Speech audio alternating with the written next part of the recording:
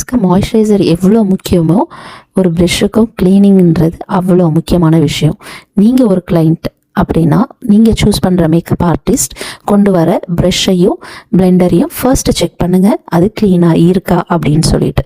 Because அந்த brush டர்ட்டியாக இருந்து இன்னொரு கிளைண்ட்டுக்கு யூஸ் பண்ண ப்ரஷ் உங்களுக்கு யூஸ் பண்ணால் உங்களுக்கு ஸ்கின் ப்ராப்ளம் வரதுக்கு நிறைய சான்சஸ் இருக்குது.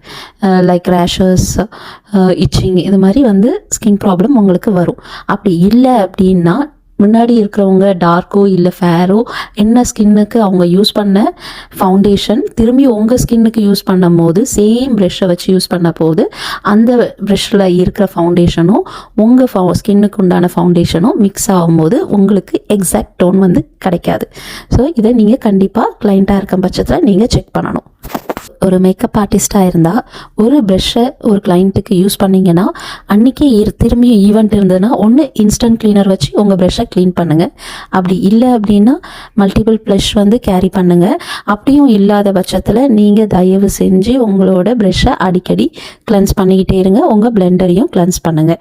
இல்லை அப்படின்னா கிளைண்ட்டுக்கு ஸ்கின் ப்ராப்ளம் வரும்.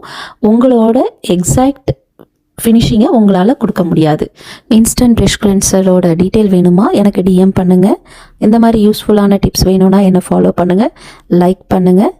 என்னோடய யூடியூப் சேனலோட லிங்க்கை டிஸ்கிரிப்ஷனில் தரேன். சப்ஸ்கிரைப் பண்ணுங்கள். தேங்க்யூ.